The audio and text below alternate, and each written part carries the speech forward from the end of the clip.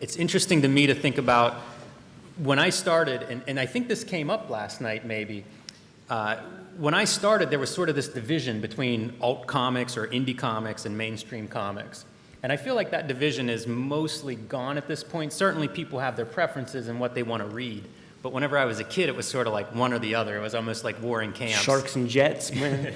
Straight up. It's one of the things I love about this channel is being able to bring those different groups, because like I like all those comics. Yeah. And I think that people have become more accepting of that since we've been doing, making comics, since we became cartoonists. Yeah, I think that's the success of the channel too. Is simply celebrating the comics that we like. Like, it's real easy to talk junk on the comics that you don't like, and that's, in pro wrestling parlance, that's the cheap pop. We'd probably have triple the audience if we did a listicle type show where we just talk about, the top 10 bad drawings of this artist or that artist, man, but that is corny. And there's enough of that on YouTube. I mean, that's one of the reasons why we started this thing, man. Do a little something different. Do something that we would want to have to keep us company while drawing, and that seems to be how it's shaken out. Met a lot of people today who have said that exact thing. They sit around making comics and listen to us while they're working, and it shows up on Instagram quite often too, man, where you see the unfinished page and you see the kayfabe rocking. Yeah, it's really cool to see it in person. I guess this is the first show we've done since we started the channel. It's our first time in public, so it's really nice to see those kayfabe shirts out in the wild, and I definitely appreciate the support for the channel, because unlike comics, which is just pencil and paper, the investment required to just bring the video out, it takes some upfront capital that I wasn't used to, man. So that's been a big help to kind of help increase the production values and all of that stuff, man. But since we've been coming here from that first time where we had to get our own hotel over yonder, want to thank Shelton Drum for bringing us out and treating us amazingly. Like family. Absolutely, man, for the past however many years, man. And there was one year where crew of us came down, probably, maybe 8 guys? Yeah, we would try to barter with Shelton with the idea of we're going to load up lots of cartoonists and bring them here, and in return maybe you could spot us a room or help travel costs or something like that. And he has done that. It's been very good over the years. But one year we probably peaked with maybe 8 cartoonists, I'm going to say. So. And he gave us a room, and we all crowded in, and people were sleeping 2 or 3 people deep and under the beds and in closets and bathtubs. You never heard the toilet stop flushing. It was enough people for that to happen. Yeah, we had 2 toilets. We had one in our room and we had one in the lobby. So we would come down. It worked out okay. But when we were getting ready to check out on Monday morning, we discovered that Shelton was even more generous than we realized and had actually given us 2 rooms for the weekend. We laughed, we joked in the same way you guys did, but the convention wasn't very happy with us. We've never gotten 2 rooms since then. I want to publicly apologize to Shelton right now for that one, man. We also, one of the highlights of this trip, weirdly, is the drive down. It's about 8 hours in the car. Ed and I are usually there. Sometimes we have another cartoonist. Sometimes we have a couple of cartoonists. 4 cartoonists is too much. It throws off the dynamic, but 3 is pretty good for a ride. You need a tie-breaking vote. Yes, exactly. And one of the topics that always comes up, believe it or not, is comics. So it's usually me trying to figure out what am I looking for at this show, something to make it interesting. And one of the funner years I had at this show on the way down, Ed was telling me about a comic, What If the Hulk Went Berserk? Bill Sienkiewicz cover, we're going to be interviewing him tomorrow. Continue. Do you want to describe any of that comic, Ed? Because you really sold it. I did, man. I got a hold of this thing. I believe it was Ron Wilson who did the art, journeyman guy, but a cartoonist that I really, really like. And are you guys familiar with this? It was volume 1 of What If, man. Great Bill Sienkiewicz cover, What If Hulk Goes Berserk. And basically waves of Marvel superheroes have to swoop in to try to stop this guy. In comes Fantastic Four, and Incredible Hulk kind of just grabs 2 pieces of Mr. Fantastic and just stretches him to bits. It ultimately ends with Thor has to, spoiler alert on a 35-year-old comic, but Thor has to strike him down, zap his punk ass, and kind of like, the perfect kind of Dr. Jekyll, Mr. Hyde thing, his human form shows up at the end, smoldering and dead. It was a surprisingly good Marvel comic. Perhaps not the greatest, but yeah, I think you're going somewhere with this. Yeah, so that was the one I was looking for that year. And it turned out to be one of my best years because I could not find that comic, which meant I went to pretty much every single booth on the floor digging through their comics. And one of the nice finds I got was a $1 G.I. Joe 21, the silent issue. Found it out in the wild in one of these random boxes. And don't worry, I did find the What If before I left here, but it took 3 full days of every time I would leave the table to go to the bathroom or to go look for food, I was also doing a little bit of digging and looking for this comic. I guess the dealers didn't value it, enough to bring it in their collections. They rarely do. But this is such a great show for comics digging. My interest in comics is primarily comics. It's not so much the movies and TV shows. And so this is one of my favorite shows for that reason. Any chance I have to, walking to a panel or anything, if I leave the table, it's really hard for me not to get into some of these boxes. And there are some great dealers at these shows. So make sure you take advantage of that. Yeah, we're big proponents of the quarter box. Back home in Pittsburgh, real estate is cheap, and these comic shops are able to get a hold of many, many comics, many, many collections for pennies on the dollar, and they'll have these quarter boxes and quarter bin sales and stuff. But there was that one year where there were the dime boxes. That was a very fun year. Tell them what you got from that. So that year, we were talking about Art Adams drawing X-Men annuals. I think he did 2 X-Men annuals and a New Mutants annual. There were 3 Mutant annuals. So this is Art Adams, artist I love, really great. The annuals are awesome because they're bigger than a regular issue. So fantastic. This is what I was going to try to track down. We load our stuff in Thursday before the show. Lots of the dealers are loading in. Somebody had dime boxes, and I found all 3 annuals within 10 minutes of walking in the door. I was so mad. And I still have, we do those Wizard episodes. That's sort of how people kind of discovered the channel and everything. The initial fan base was bound by Wizard. And I still have vestiges of that in my mind, that price guide. I calculated my net worth when I was in 6th grade by that price guide. And I still have those prices in mind, man. So to see the Asgardian Wars or whatever that 2 annual series was called for 10 cents a piece, man, my mind was racing. Yeah, there's always great bargains to be found here. I picked up a Kelly Green book that I was missing. That's Stan Drake. The great Stan Drake, and for $1 this morning. How many Kelly Green books were there? More than one? Oh, yeah, there's at least 3. Damn. Yeah, that's a good one to find. And by the way, I left number 3 in the $1 box, so you guys could go.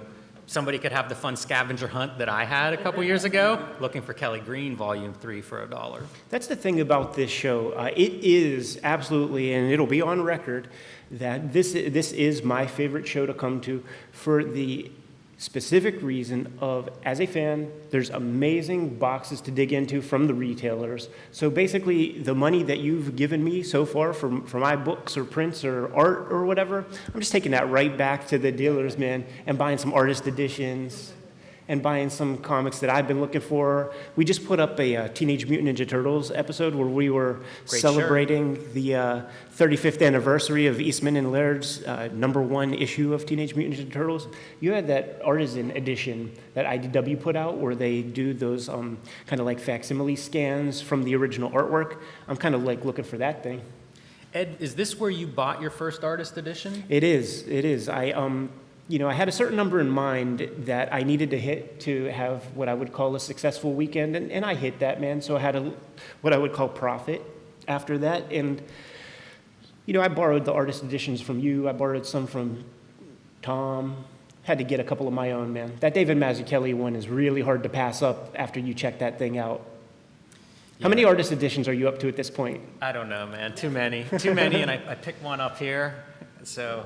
One more than I left home with, and my wife is going to kill me. Yeah. Shannon, my man, thanks for hooking me up with that Will Eisner Spirit Artist Edition, man. It's an amazing addition to the collection. And years ago, we went to Mocha, and a long time ago, 2004 or 2003, and there was that amazing exhibition at Mocha proper, like the actual gallery space of Will Eisner's art. And I was a huge mark for that comic growing up. And Kitchen Sink was really good about breaking down the division of labor on the pages. It wasn't just Will Eisner, he had assistants and stuff. And I sort of knew those guys by name. I forgot their names now. But there were pages that I knew had supposedly a heavy hand from these other guys. Not Wally Wood, of course, I know that. I'm saying before that. But when I went to check out the originals, and a lot of those originals are in that artist edition, man, Will Eisner gets these finished pages back from his jobbers straight up, and puts white out on all of their work and just turns it into a perfect Will Eisner drawing. It's really like they just set up the bones, but he let them, go ahead, ink, have fun, but then just the messiest pages ever, just pure white out, redrew over everything, man. It's really cool to see that art celebrated the way it has become celebrated in the last several years, whether it's artist editions, seeing gallery shows of the art, just seeing the recognition that comics have gotten. That's something that's changed in my career. That really wasn't the case even 20 years ago, that this stuff was recognized as art. One of the first shows I ever did, I remember an older lady coming through and was looking at everything. She was sort of coming down the line of tables and very thoughtfully looking at what was offered. And she was so against type. So I had to ask her, what's she doing there, and stuff. And she was a librarian. Mm-hmm. And so when I was a kid, I loved comics, but would never find them in my library. Garfield, maybe Hal Foster reprints, but that was about it. And that's such a great change, the idea that comics are art. All of my art teachers going through school would kind of dismiss comics and think they were, kind of beneath capital A art or whatever. And it's great to see that reversed. And that's the other side of this show. Comic book conventions, they often have a personality, and sometimes it's bringing in movie stars or it's bringing in wrestlers and celebrities and all of these different approaches to kind of attract a crowd. And Shelton's done a tremendous job, in my opinion, or at least to my taste, in that this show is half comics and half comics art and artists. And one of my favorite parts of this show is always going around and either meeting some artists that I like, finding some new artists, and we had a really good discovery last year with a new artist. Name the name, man. It's okay. Matt Lesniewski, The Freak. It's a good comic you should check out, published by At House Comics. It's okay. Go ahead. I actually wrote an intro to that book, so shameless plug. But he sits near us. We table next to At House Books, so if you're coming down after this panel, be sure and check that out around the corner from us. But there's also, a lot of art is bought and sold and traded here and created here on the art stage and for the art auction.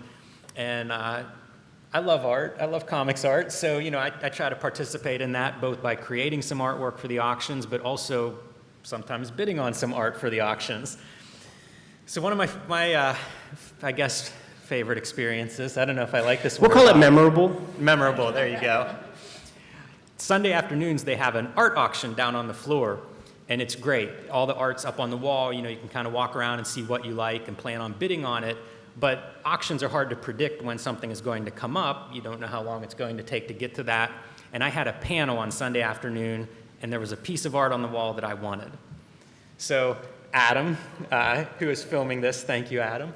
We've been friends for a while, and he basically agreed to be a proxy for me at this auction and try to get this piece of art. I gave him kind of this is what I'm willing to pay for it. You had a panel or something? I went off to my panel. Yeah, I had a panel. So I finish up the panel and stuff, and I come down, and there's a big crowd around the auctioneer, and it's, I don't know, a couple hundred people probably, and people are bidding on art.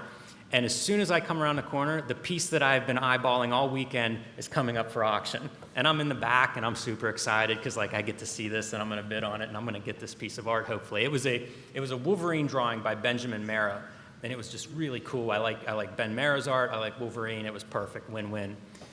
So they hold it up, and the bidding starts, and somebody bids on it, and I bid on it, and we go back and forth a couple of times, and it's starting to get kind of high in what I'm willing to pay for it. And I'm getting nervous, and I'm looking around, how much am I willing to pay for this thing?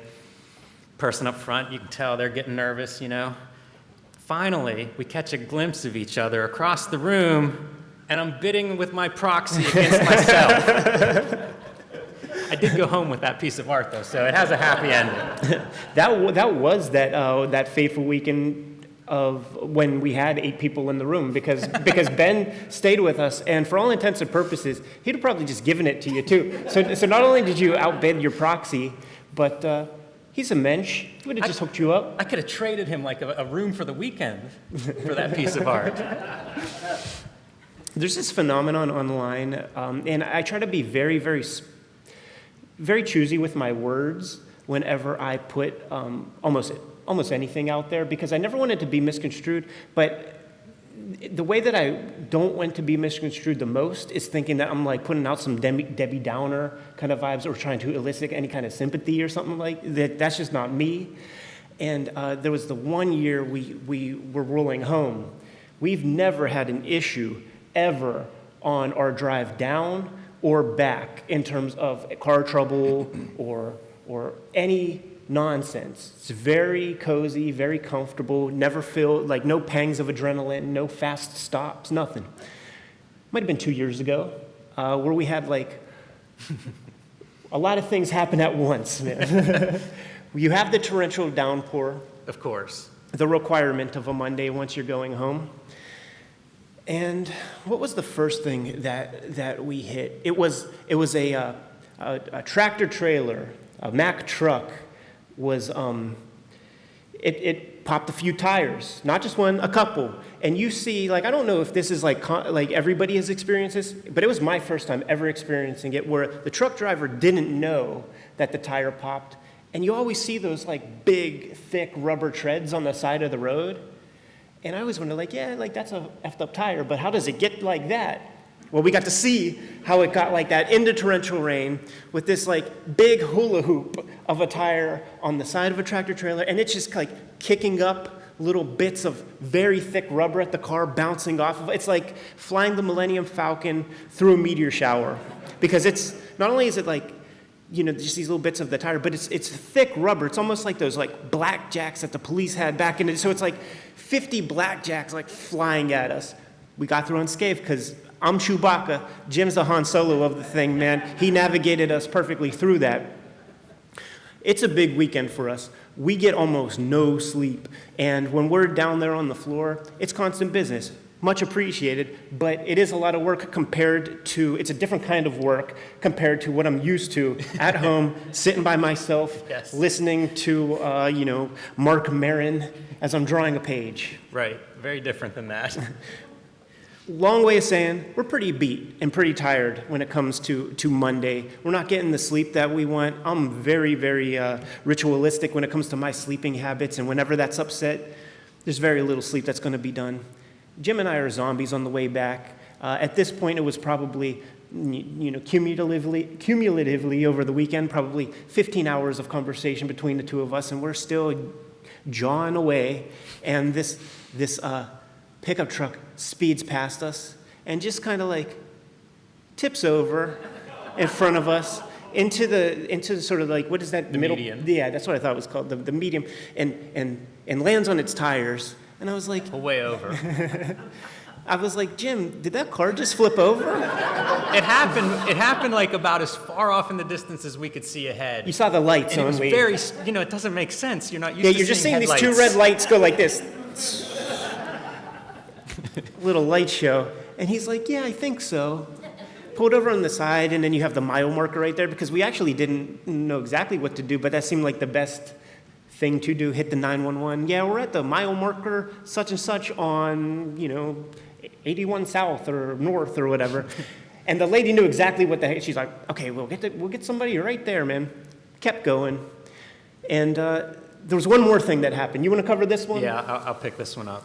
So, we're driving on an interstate 80 miles an hour. I don't know if the rain had subsided at this point or not, but we're moving pretty fast.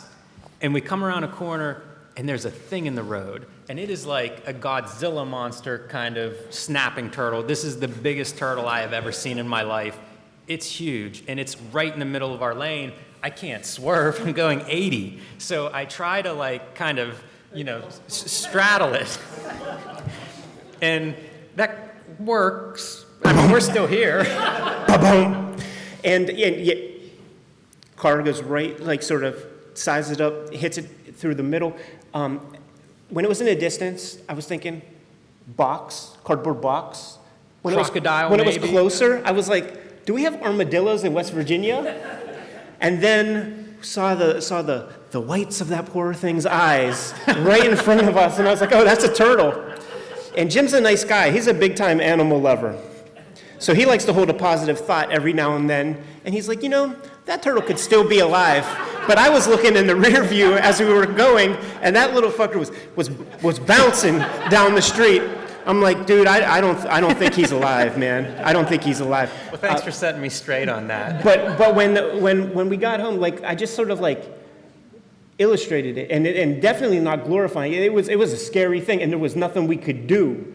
But I just like put that out there, like on a tweet or like on Facebook, and I was like, man, it was like Mario Kart.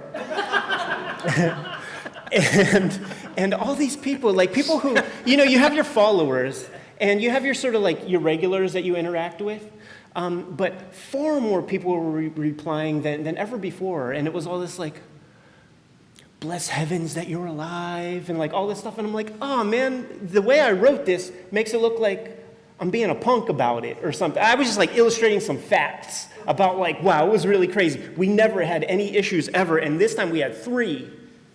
Yeah, knock on wood, it's been pretty smooth mostly. You're a nice guy, because I was just thinking, like, I'm glad we have this on the record if this is our last kayfabe episode ever, like we head home and some crazy stuff happens. I might be driving home alone if you keep talking this way. What else, man? What kind of stuff we have coming up this weekend? Yeah, so we do have a long weekend ahead of us. Hopefully you guys are going to be around for the next couple of days of the show. There's so much to see and do at this show, it's hard to take it in all in one day, and we have several more panels planned with Cartoonist Kayfabe. The first panel that we'll be doing after this is tomorrow morning at 11 a.m.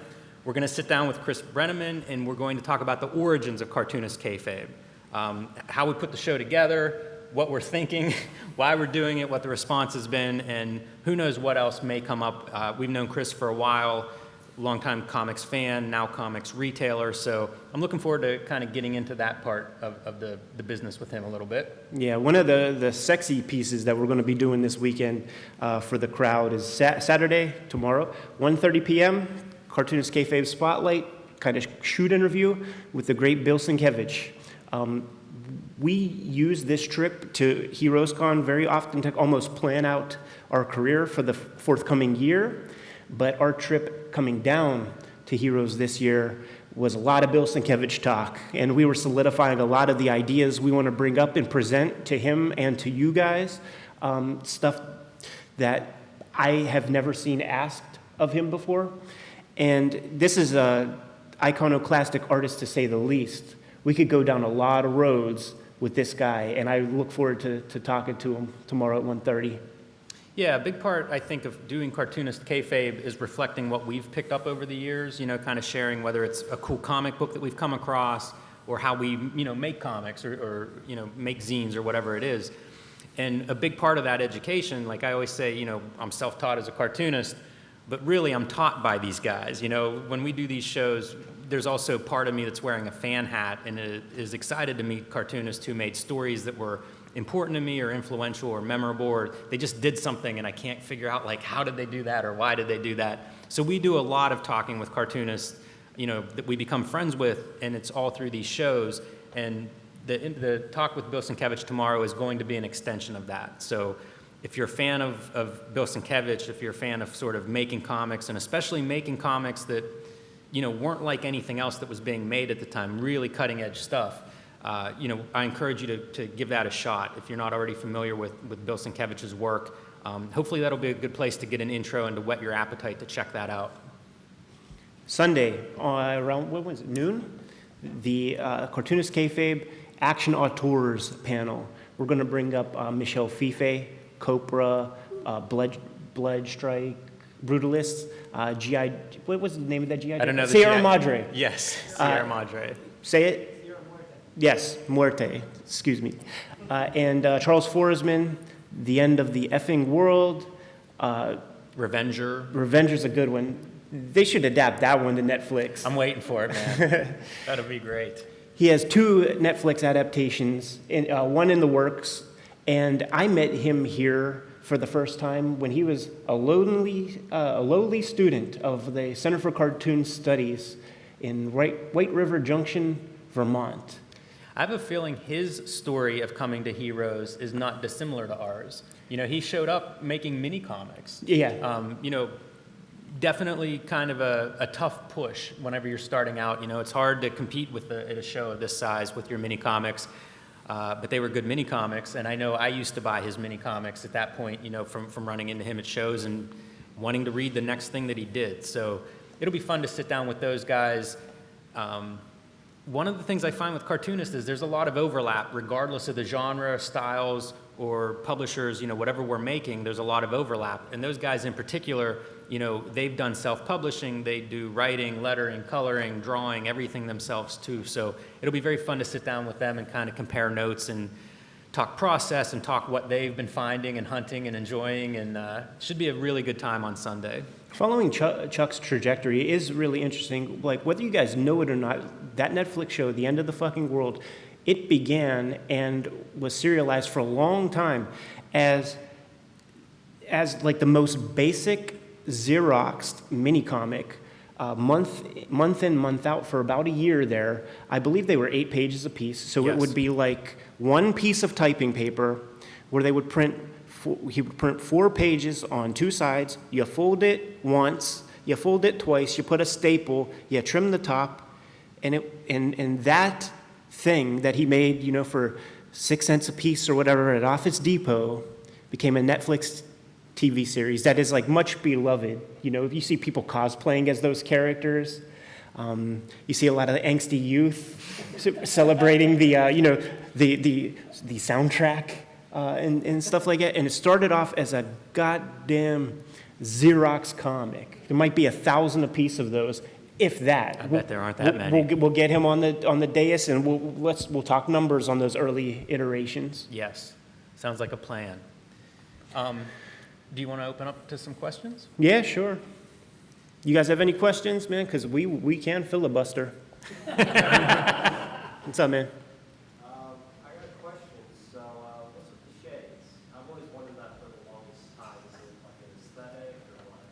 No, I figure why not. Next question.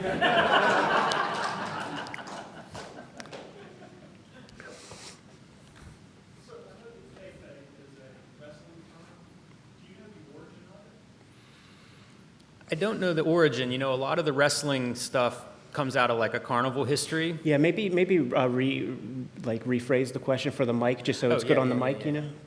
The question is, what are the origins of the term kayfabe? So it's a wrestling term, and it basically means keeping in character, maintaining the illusion of reality of wrestling. For example, if you're wrestling somebody and you guys are hated enemies, you don't travel down the road together because you would never want to be seen in public because that would destroy the illusion that you hate each other.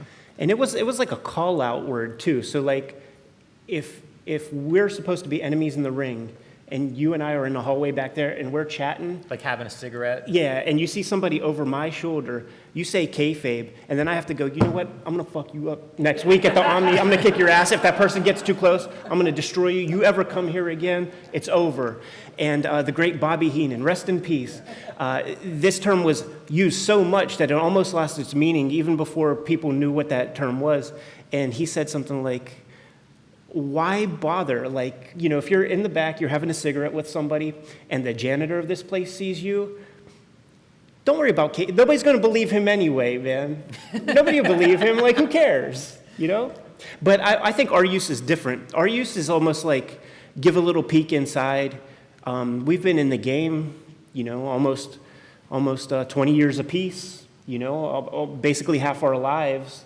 And we have a lot of our own ideas, a lot of our own philosophies, and things that we've witnessed in our careers. And let's present some of that stuff. There's no YouTube channels that kind of hit comics in the way that I need. So let's do something a little deeper. Let's really indulge in the craft of comics. one of the great things that we get as a reply very often is just like, it's clear that we're presenting some of our subject matter in ways that a lot of people didn't think about this stuff. And that's really gratifying because it's just, it keeps the conversation going, it enriches the conversation, gets people thinking about a couple of different things. And the audience really is like a mixture of like fans, makers, and other.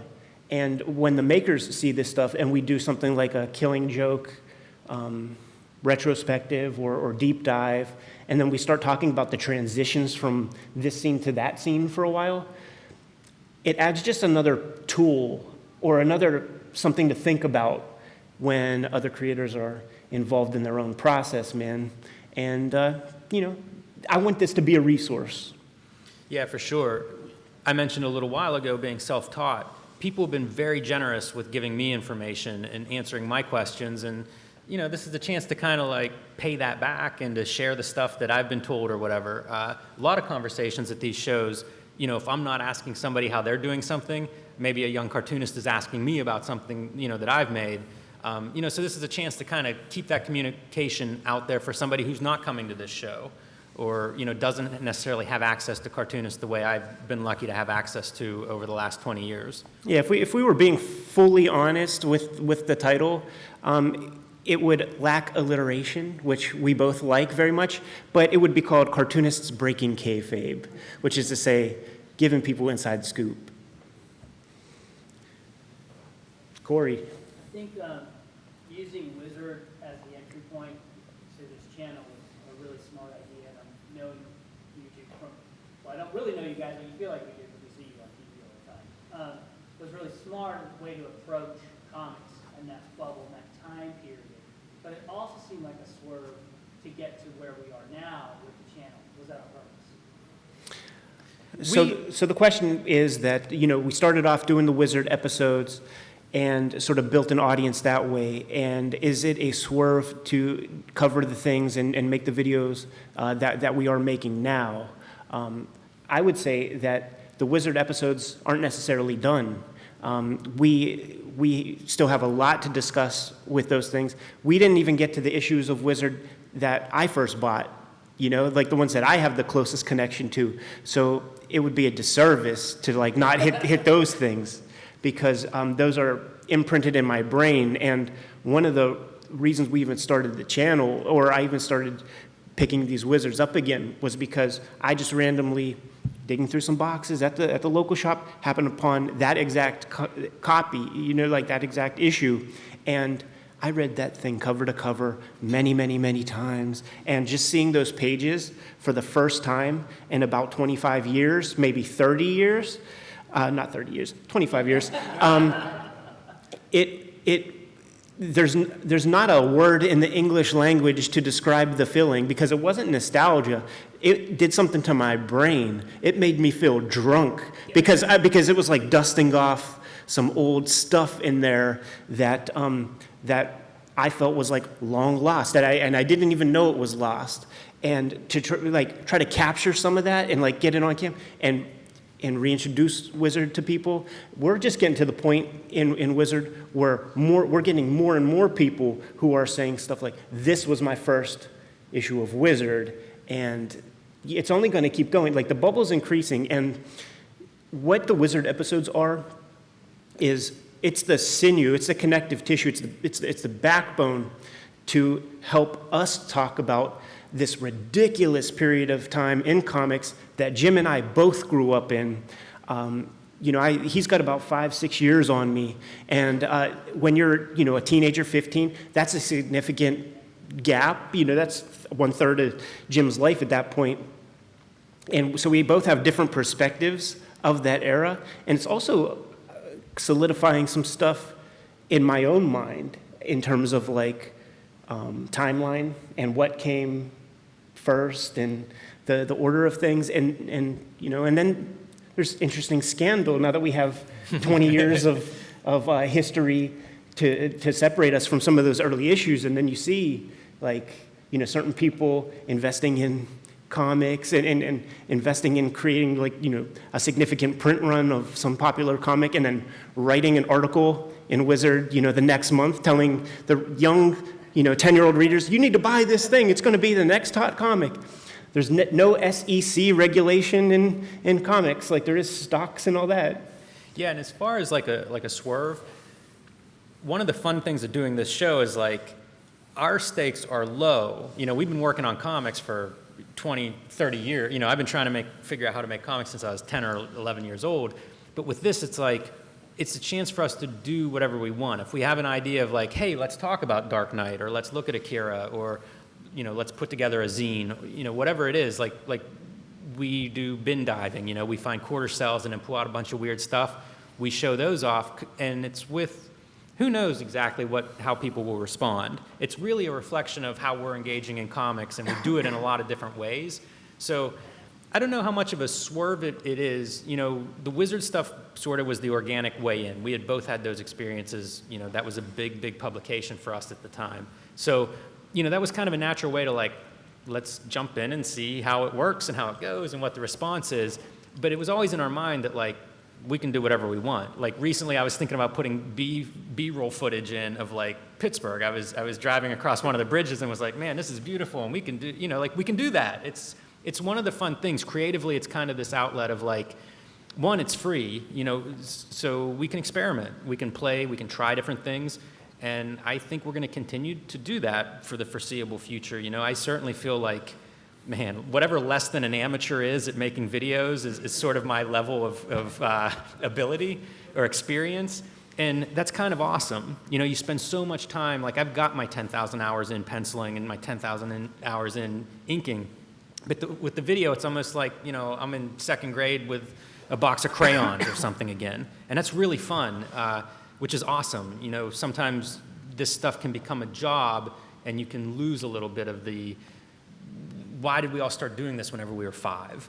And making these videos has given me a little bit of that feeling as well. So it's kind of like, we have a shared document where we just make notes of like, what if we tried a video about this? And that document is long. If we had no more ideas, we'd still have plenty of videos to make over the next year or two. So, that's part of the reason that we do Wizard, but then we do other stuff too. And some of those videos will appeal to most of you, and some of those videos, like your favorite videos will probably all be different from person to person. I hope so. I hope that we're sort of showing pieces of comics that maybe you haven't considered that then you come away wanting to see more of or wanting to go explore on your own. Because that's my experience as a cartoonist. It's always been somebody turns me on to this new book, this new artist, this new concept, and that's what keeps me interested in comics. And then I'll, spend 5 years going down that rabbit hole and just reading 80s black and white or manga or something. So I'm hoping that, this channel reflects us the same way our comics reflect us. And if you have been paying attention, that means lots of different directions. Yeah, we're in this amazing golden age of comics right now where people, they'll talk about like, diversity, but the better word is like chaos. Like I want comics that have everything. I want to see comics that are just like weird shapes that somebody's able to make into some kind of like cohesive whole or something like that. And we come from that sort of place. To me, like comics is the culture that I live in, and part of what I think is happening with YouTube is we're able to illustrate that through video because we aren't any one thing, That was always the weird thing, like coming up in this game, because in the independent realm, sometimes you get invited to a show or something, and you're at the airport, got to share the cab or the shuttle with some Marvel or DC person, and it's like, they're like myopic points of view here and there, and just like, like that's not us, man. That's like one of the things that we have in common is just like this like huge interest. And between the both of us, I mean, our libraries together must be 100,000 books, yeah. Which is just completely insane. So we have a lot of this material. There's a lot that we're excited about. A lot of these books have the same kind of print run that a book would have had in like the year 1700 or something like that. You know what I mean? Like how many these books are printed in editions of 1,000 sometimes. You gotta show these things off, because sometimes the work that's done, like, a Dan Zetwalk, for instance, is one of the greatest comic creators of our day, and the great comics that he makes, he prints in editions of maybe 500 or less. This needs to be highlighted. This needs to be shown to the world. We're going to do that, as well as talk about the virtues of Todd McFarlane and the things that we get from a Todd McFarlane comic that may be overlooked.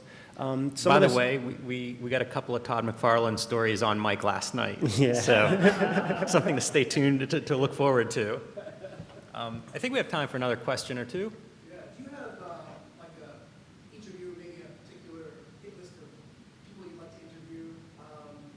And if you don't think you'll get to interview them, maybe just some of your favorite creators? Yeah, the question is, do we have a list of people we would like to interview and or favorite creators? Maybe people that we won't ever get to interview, but favorite creators. One of my favorite creators is Alex Toth, and he's somebody that I've been trying to figure out how to shape an episode to highlight him. And one of the interesting things with Alex Toth is probably the work that he's most celebrated for is all of the a lot of Hanna-Barbera character designs for animation. So it's hard to, convince everybody this is like the greatest cartoonist, one of the greatest cartoonists ever. Look at his animation model sheets. So I've been trying to figure out how do I try to make a video to most people. I think most comics fans may have heard of Alex Toth, but you don't point at anything as this is the comics masterpiece that's readily available. So that's one that's on my list as a cartoonist that I really like and somebody that I'm looking forward to trying to make some kind of video about. Yeah, there's nobody that comes to mind immediately that it's I got to get this interview. But the cool thing is, because we think of one. Yeah, interesting. We'll talk after.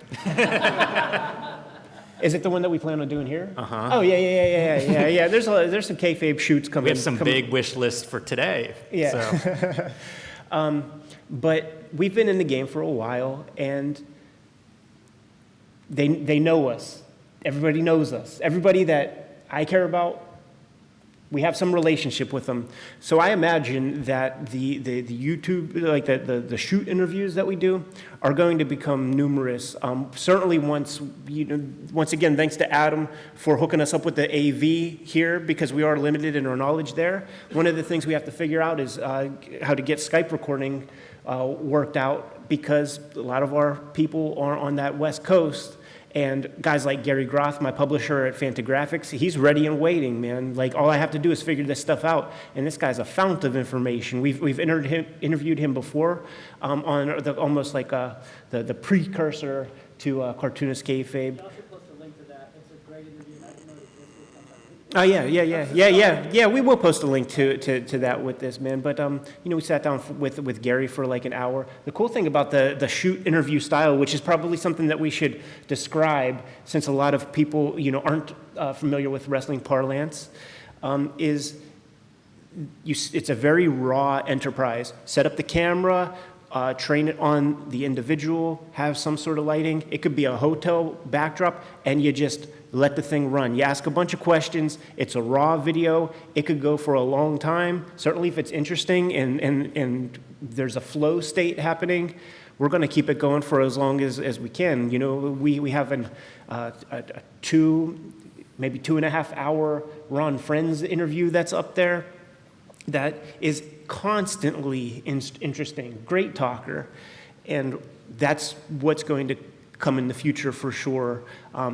The list is as long as my arm of people that we have easy access to, who changed the shape of the comics medium in terms of business, in terms of art, in terms of what is possible with this form. And we're going to get hold of them. We're going to ask them those questions and elicit some of those qualities that really made them change the game, because sometimes they don't even know it, or they take it for granted. It's their life, and it's just sort of what they did. But we have the questions, man, to get the point across for sure.